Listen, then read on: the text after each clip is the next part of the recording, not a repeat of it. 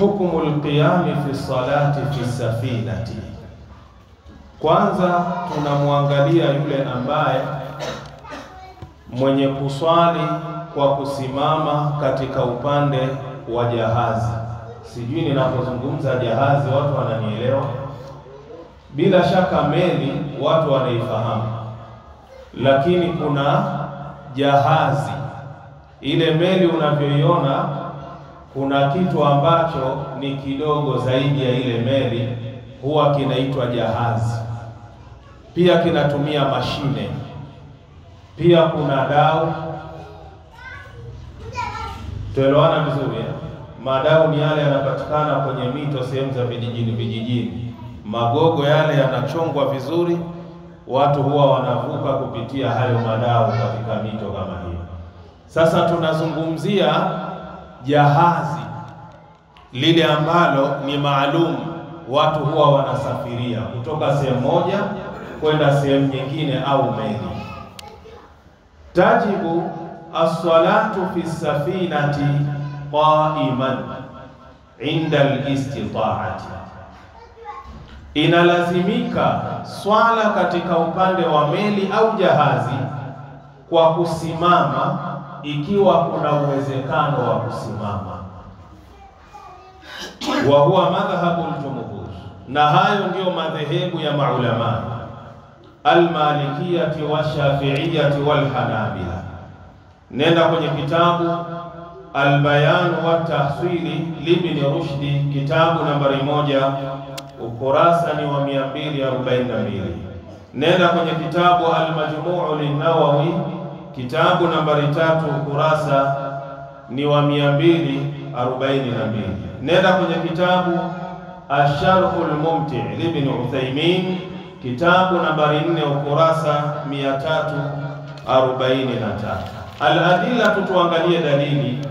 Awalan min al-kitabi, kwanza kabisa ni kupitia kitabu cha Allah subhanahu wa ta'ala. Qauluhu jalla wa ala, ni neno la Mwenyezi Mungu lilotukuka, fattaqullaha mastata'tum, mcheni Mwenyezi Mungu kadiri ya uwezo wenu wa kumcha Allah. Tumeelewana vyema? Ukiwa katika lile jahazi au ile meli, unatakiwa katika kuitekeleza ibada yako ya swala uitekeleze kwa kadiri ya uwezo ambao Mwenyezi Mungu atakujalia katika kuitekeleza ile ibada ya swala. Kaangalie Suratul Taghabun aya nambari 16. Thaniyan minas sunnati, sehemu ya pili ya dalili ni mafundisho ya Mtume sallallahu alayhi wasallam.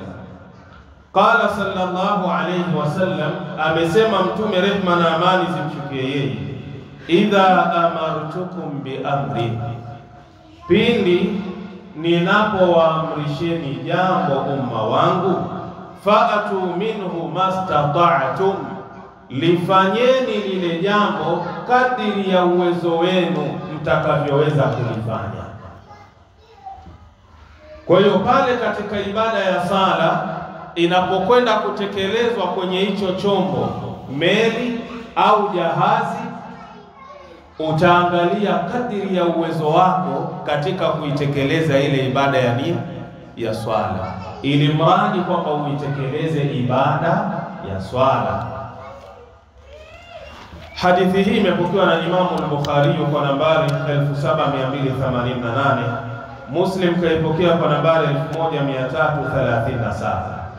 Waqala sallallahu alayhi wasallama li'Imran bin Husayn radhiyallahu anhuma, na alisema Mtume Muhammad, rehma na amani zimshukie yeye, kwa Imran mtoto wa Husayn, radhi za Mwenyezi Mungu zimwendee yeye na baba yake. Wakana maridan, na wakati huo alikuwa ni mgonjwa. Tumeelewana vizuri? Mtume sallallahu alayhi wasallam akimwambia Imran haya maneno ambayo tutayaangalia. Imran wakati huo alikuwa ni mgonjwa, wakana maridan. Mtume sallallahu alayhi wasallam alimwambia nini? swali qaima, swali kwa kusimama. Hata ukiwa mgonjwa, hatua ya kwanza ambayo unatakiwa uitekeleze ukiwa na ugonjwa wako, swali qaima, swali hali ya kuwa umefanya nini? Umesimama, kwa sababu kusimama ni nguzo katika ibada ya nini? Ya swala. Fa in lam tastati, sasa ikiwa huwezi kuswali kusimama ukiwa katika hali ya ugonjwa uliokuwa nao, faqa'idan, swali kwa kukaa. Lakini kwanza uliambiwa kwa kusimama. Yale maradhi yanakupeleka kiasi cha kwamba huwezi kusimama, basi swali hatua ya pili ni ya kukaa. Fa in lam tastati, na ikiwa pia huwezi kuswali kwa kukaa, fa ala jambin, swali hali ya kuwa umelalia ubavu. La yukallifu Allahu nafsan illa wus'aha. Kaangalie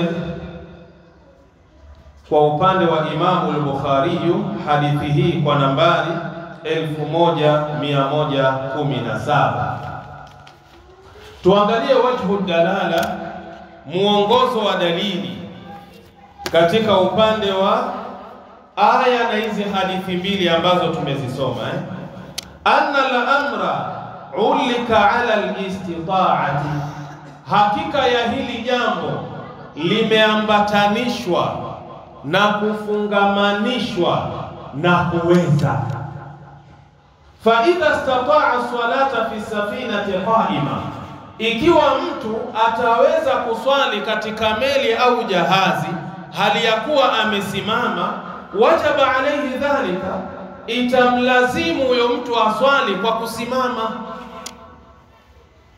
Na mashaallah, ukiangalia meli ama jahazi jinsi lilivyojengwa au kutengenezwa, jahazi lile mtu ana uwezo wa kufanya nini? Kuitekeleza ibada ya swala. Leo kuna meli mpaka ndani ina kiwanja cha mpira, sio? Meli ina maduka ndani, meli ina swimming pool. Sasa hebu niambie, utashindwa kweli kuswali hali ya kuwa umesimama? Yaani unapokuwa ndani ya meli hauna tofauti na mtu ambaye yupo nyumbani, kila kitu kipo sawa. Labda uniambie jahazi. Jahazi ni chombo kidogo, meli ni jitu kubwa sana hilo, ama jitu kubwa. Lakini hii jahazi ni ndogo. Yawezekana labda kuna yale mawimbi, maana kwenye bahari mashaallah kuna mawimbi, amwaj. Yale mawimbi, linapokuja lile wimbi, lazima lile jahazi lifanye nini? Lipande kidogo lile wimbi. Sasa yawezekana labda katika mazingira hayo ikawa unashindwa kuswali hali yako umefanya nini? Umesimama. Lakini uwezekano kama uko wa kuswali hali yako umesimama, basi unatakiwa uswali kusimama. Kwa nini? Lianna alqiyama rukunun fi salati, kwa sababu kule kusimama ni nguzo katika swala. Wa inna ajaza, na pindi anaposhindwa kuswali kusimama, sakata anhu, hukumu hiyo ya kuswali kusimama imeanguka kwake. Ina maana atafuata hatua ya ngapi? Ya pili, ayusallia qa'idan, aswali hali ya kuwa amefanya nini? Amekaa. Nenda kwenye kitabu Badai'us Sana'i lil-Kasani, kitabu nambari 1 ukurasa ni wa 109. Thalithan, tunaangalia muongozo wa tatu, anna safinata, hakika ya lile jahazi, yumkinu lil-insani, kuna uwezekano kwa huyu mwanadamu, ayusallia fiha qa'ima, aswali akiwa kwenye safina hilo hali ya kuwa amesimama, wa yarkaa wa yasjuda, na vile vile kuna uwezekano wa kurukuu na kusujudu, lintisai makani, kwa sababu jahazi lina sehemu na nafasi kubwa ya kulifanya jambo hilo. Falqiyamu maqdurun alayhi, kusimama kwenye hilo safina na kuitekeleza ibada ya swala kunawezekana ndani yake. Fala yutraku illa li'illatin, huwezi kuliacha hilo jambo la kusimama ukiwa kwenye safina unasali, isipokuwa kuwe na udhuru, kuwe na sababu ya kisheria itakayokufanya ushindwe kufanya nini? Kusimama. Halo, tumeelewana vizuri? Najua yanaweza kuja maswali. Je, ikiwa niko ndani ya gari naruhusika kuswali hali ya kuwa gari inafanya nini? Inatembea, sio maana? Au ni maswali yamekuwa viporo, watu wananisubiria, sio? Nenda kwenye kitabu Asharhul Mumti' Ibn Uthaymeen, kitabu nambari 4, ukurasa ni 343.